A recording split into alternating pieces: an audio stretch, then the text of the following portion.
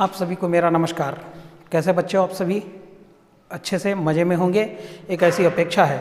पढ़ाई भी नियमित रूप से अपनी चल रही होगी, ये भी ऐसा विश्वास मैं आप सबसे कर सकता हूँ, क्योंकि आप सभी एक ऐसे छात्र हैं जो भविष्य की नींव रखने वाले हैं इस देश की। इसलिए अपनी पढ़ाई अपने लिए कम से कम हम बहुत मन लगा कर करेंगे, एक ऐसा विश्वास करते हुए आज अपनी कक्षा प्रारंभ करते हैं। आज जिस विषय बिंदु पर हम चर्चा करने वाले हैं वो है वेक्टर एनालिसिस, सदिश विश्लेषण। सदिश विश्लेषण को समझने से पहले हम लोगों को कुछ और बातें समझनी चाहिए कि सदिश की आवश्यकता क्यों पड़ी हमको। अब यदि मैं आपको बोल दूं कि कोई एक व्यक्ति जो है वह 5 मीटर चलता है, इससे आपको क्या समझ में आता है?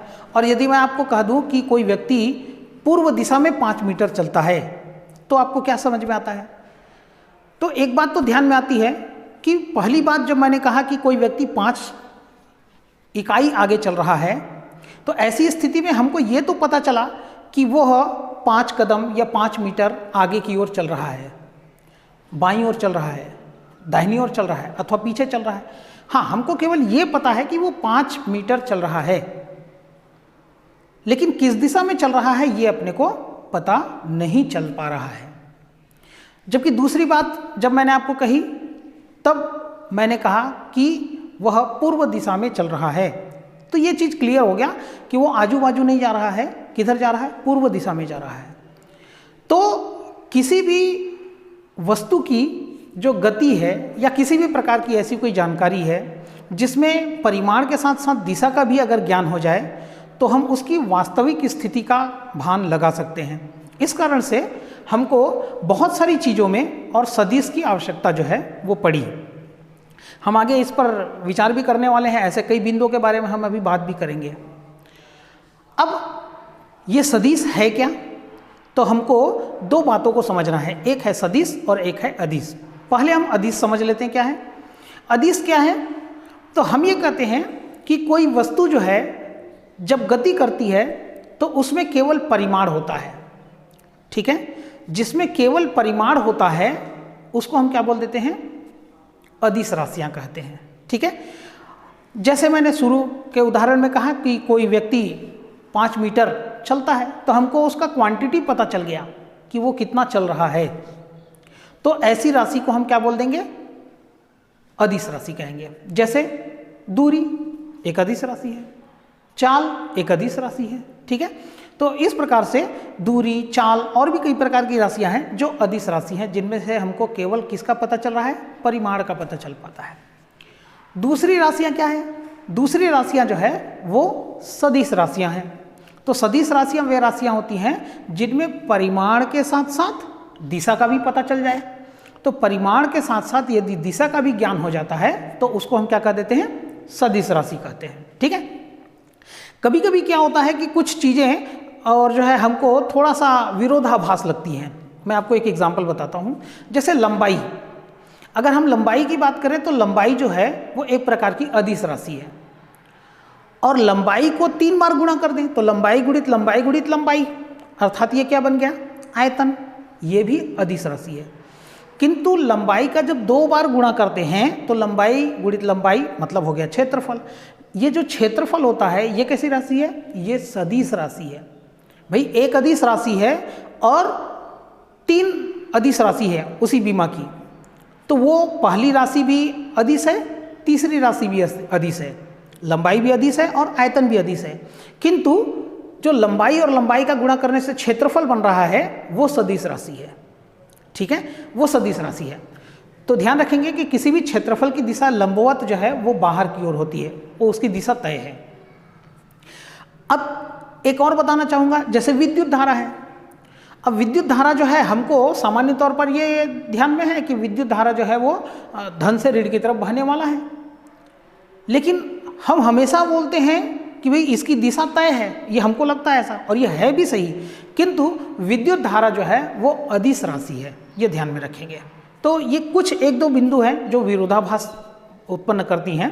बाकी जैसा हम समझते हैं, जान रहे हैं और आगे देखने वाले हैं, उन सब की बिंदुओं के बारे में हम यहाँ आगे चर्चा करेंगे, ठीक है? तो ये सदिशों की आवश्यकता क्या है, और दूसरा बिंदु अदिश और सदिश राशियाँ क्या है, ये हमने देखा। इसके बाद जो तीसरा है वो सदिशों का निरूपण। हम किसी भी सदिश को व्यक्त कैसे करते हैं, तो किसी भी सदिश को व्यक्त करने के लिए हम जो है एक अंग्रेजी का अक्षर ले लेते हैं। वो अक्षर के ऊपर जब तीर का निशान लगा दिया जाता है, ठीक है, तो उसे हम क्या कर देते हैं, सदिश कह देते हैं। जैसे मान लो कोई बिंदु ए से कोई निकाय बी की तरफ गति कर रहा है, तो इसे हम लिखेंगे क्या, ए बी सदिश।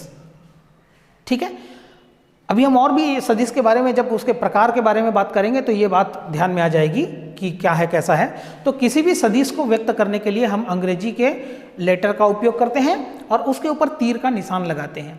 यदि तीर के निशान की दिशा बदल दी जाए तो क्या वो वही सदिश होगा? नहीं। इस पर अभी हम आगे चर्चा करने वाले हैं। ठीक है, चलिए अब आगे जो है वो है सदिश के प्रकार। सदिश होते कितने प्रकार के, तो प्रकार तो बहुत अधिक हैं, किंतु कुछ प्रकार जिनके बारे में हमको जानना आवश्यक है उनको बता रहा हूं, बाकी आपके बुक्स में आपको मिल जाएंगे। सबसे पहला जो सदिश है वो स्थिति सदिश है। स्थिति सदिश क्या है? मान लीजिए मैं एक बिंदु O जो उसकी प्रारंभिक स्थिति है, और इस प्रारंभिक स्थिति से मैं बिंदु B की ओर गति करता हूं, तो ऐसी स्थिति में A से B की ओर जो सदिश दिखाया जाएगा, ठीक है, मतलब क्या, ये जो AB सदिश होगा, इस सदिश को हम क्या कहेंगे, स्थिति सदिश कहेंगे। ठीक है, जिसका परिमाण कितना होगा, जिसका परिमाण मूल बिंदु अर्थात प्रारंभिक स्थिति से अंतिम स्थिति के बीच की दूरी के बराबर होगा। ठीक है, और दिशा क्या होगा, मूल बिंदु से वस्तु को देखे जाने की दिशा में होगा। इस सदिश को हम क्या कहेंगे, स्थिति सदिश कहेंगे। ठीक है, इसके बाद अगले क्रम में आता है समान सदिश। नाम से ही स्पष्ट है कि दो सदिश समान होने चाहिए। अब दो सदिश समान होने चाहिए कहने का मतलब क्या है, यदि मान लेते हैं ये ए बी सदिश है जिसका परिमाण 5 इकाई है और वस्तु ए से बी की तरफ गति कर रहा है, तो ठीक इसी प्रकार से एक सदिश हम सी डी सदिश ले लेते हैं जो गति करे किस दिशा में, ए से बी की दिशा में, अर्थात सी से डी की दिशा में, है ना, और परिमाण में 5 इकाई के बराबर ये भी हो। तो ये जो दूसरा सदिश सी डी सदिश है, ये सदिश ए बी सदिश के बराबर होगा। ठीक है, ए बी सदिश और सी डी सदिश ये दोनों आपस में क्या होंगे, बराबर होंगे। मान लिया जाए दो ट्रेन जो है एकदम पैरेलल और दोनों एक समान चाल से और आगे चले जा रहे हैं, तो दोनों क्या होंगे, समान सदिश को लगभग व्यक्त करेंगे। ये मैं उदाहरण के स्वरूप में आपको बता रहा हूँ। ठीक है, क्योंकि बिल्कुल सीधा चले जा रहे हैं दोनों और एक समान चाल से चल रहे हैं। ठीक है, तो अगर इनको एक सदिश के रूप में व्यक्त करें तो उसको हम समान सदिश मान सकते हैं। इतना क्लियर हो गया। अब समान सदिश के बाद, अर्थात समान सदिश क्या है, वह सदिश जो परिमाण में और दिशा में एक दूसरे के बराबर होते हैं, उसको हम क्या कहते हैं, समान सदिश। ठीक है, अब आ जाते हैं हम ऋण सदिश।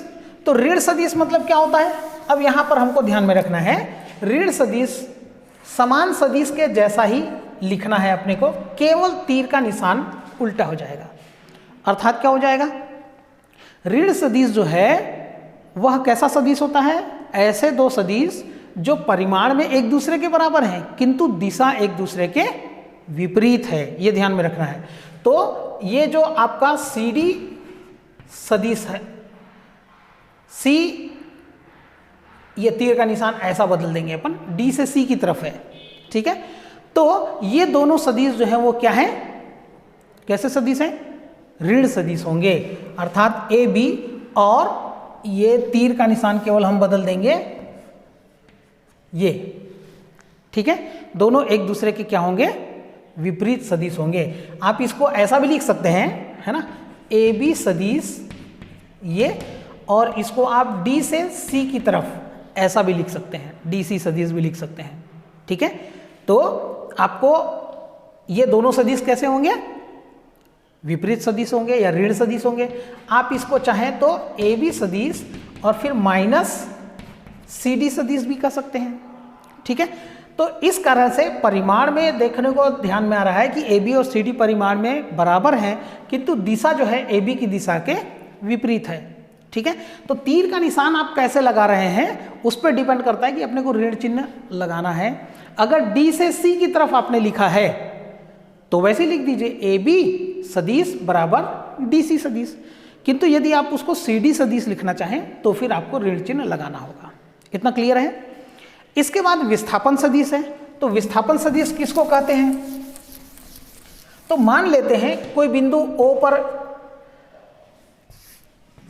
वस्तु है, वो एक समय t पर मान लेते हैं P बिंदु पर चला जाता है, और ठीक इसी प्रकार से किसी दूसरे समय t डैश समय पर ये मान लेते हैं उसकी स्थिति सदिश को xt लिख देता हूं मैं, और अगले को xt डैश लिख देता हूं।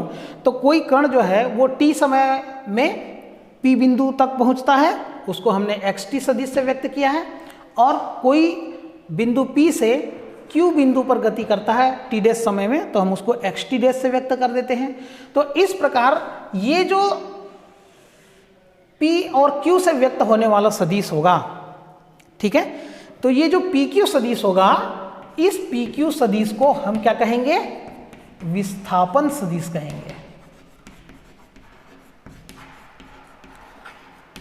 ठीक है। और ये जो विस्थापन सदिश होगा वो इतना ऋण इतना के बराबर होगा, अर्थात x t dash minus xt, ठीक है। ये कैसे होगा ये अपने को आगे समझ में आ जाएगा, अभी अपन आगे देखते हैं। अब अगला इतना ध्यान में आ गया अपने को। चलिए अब मैं आगे चलता हूं।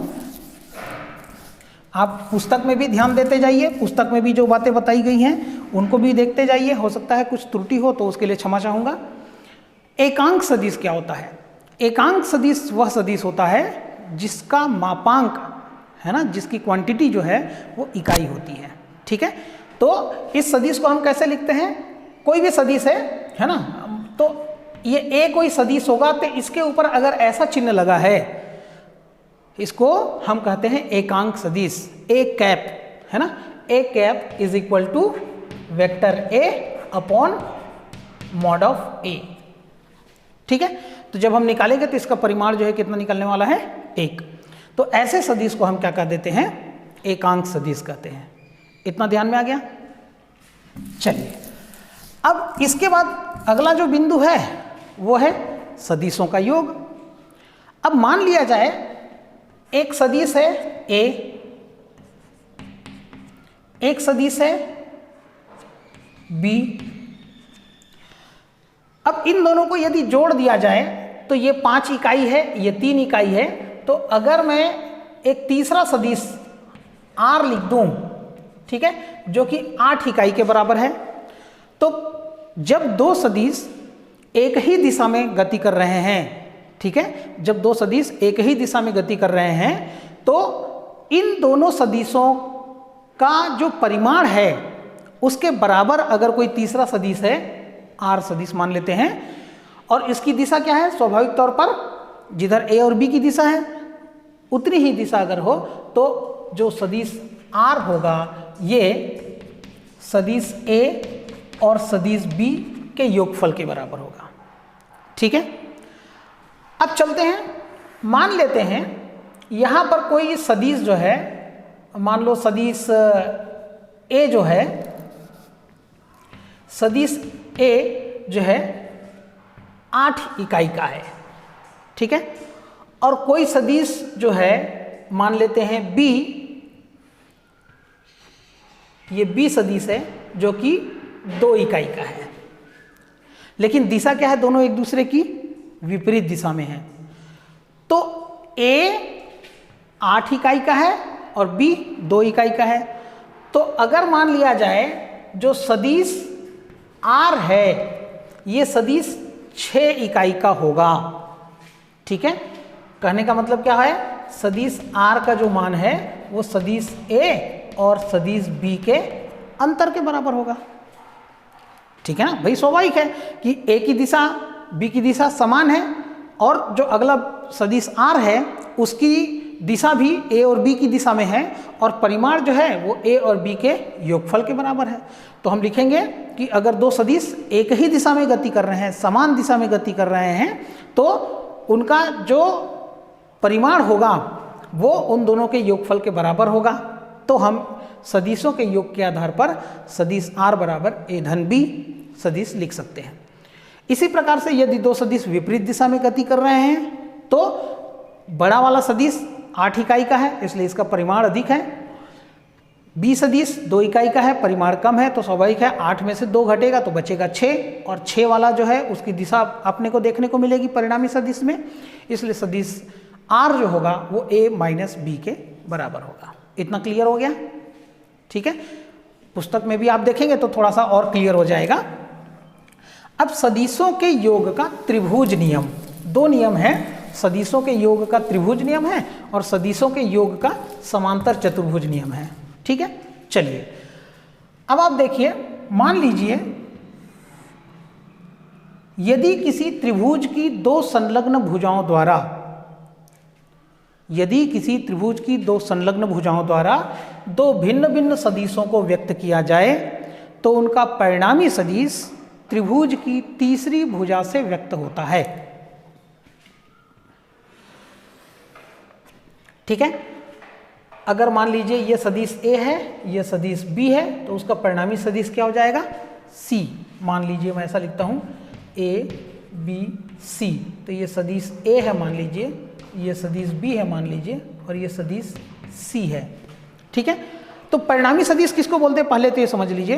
परिणामी सदिश वह सदिश होता है जो इन दोनों के योगफल के बराबर का प्रभाव केवल अकेला दिखा देता है। ठीक है, 2 लोगों के ताकत के बराबर अगर एक अकेले का ताकत है तो हम बोलेंगे कि हाँ भाई वो तीसरा व्यक्ति जो है इन दोनों के ताकत के योगफल के बराबर है। तो ठीक इसी प्रकार से यदि मान लिया जाए ये एक त्रिभुज है, इस त्रिभुज की 2 भुजाएं, संलग्न भुजाएं ये और ये हैं, इनके द्वारा मैंने 2 भिन्न भिन्न सदिशों को a और b सदिश को व्यक्त किया है।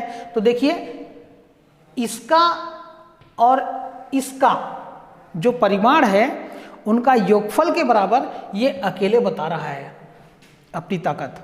ठीक है, तो हम कहते हैं कि देखिए ये और ये तो क्लियर है कि भाई जो त्रिभुज है इसमें 3 भुजाएं हैं, इनमें 2 का जो तीर का निशान होगा वो एक ही दिशा में होगा, तो जो परिणामी है वो अकेला उनसे टक्कर लेने वाला है, उसकी दिशा विपरीत होगी। ठीक है, तो यहाँ पर सदिश a और b का योगफल जो होगा वो सदिश c के बराबर होगा। तो त्रिभुज नियम से क्या है, सदिश c बराबर सदिश a धन सदिश b, ऐसा हम लिख सकते हैं। इतना ध्यान में आ गया? पक्का है? क्लियर मान लूँ मैं? ठीक है, अब इसके बाद जो अंतिम बिंदु है आज के लिए वो है समांतर चतुर्भुज का नियम। अब समांतर चतुर्भुज का नियम क्या कहता है? समांतर चतुर्भुज के नियम के आधार पर यदि किसी समांतर चतुर्भुज की 2 आसन्न भुजाओं द्वारा, ठीक है, अब आसन्न भुजा मतलब क्या, ये और ये, ठीक है, जिसको आप संलग्न त्रिभुज में बोले थे वही आसन्न भुजा है। तो यदि किसी समांतर चतुर्भुज की 2 आसन्न भुजाओं द्वारा 2 भिन्न भिन्न सदिशों को व्यक्त किया जाए, ये लीजिए, ठीक है, तो इनका परिणामी सदिश त्रिभुज के विकर्ण से व्यक्त होता है। ये जो त्रिभुज बनाने के लिए जो या समांतर चतुर्भुज के विकर्ण से व्यक्त होता है, तो ये विकर्ण तो ऐसा भी है, जबकि मैं बताना चाहता हूं ऐसा बताना चाहता हूं, तो हमको इसमें कुछ एक सुधार करना होगा। यदि किसी समांतर चतुर्भुज की 2 आसन्न भुजाओं द्वारा 2 भिन्न भिन्न सदिशों को व्यक्त किया जाए तो उनका परिणामी सदिश समांतर चतुर्भुज के उस विकर्ण द्वारा व्यक्त किया जाता है जो दोनों सदिशों के कटान बिंदु से होकर गुजरता है। ये अब यहां पर ये वाला जो विकर्ण है वो हट जाएगा, क्योंकि a और b के कटान बिंदु से होकर जो विकर्ण जाता है उसके द्वारा हमारा परिणामी सदिश व्यक्त होगा।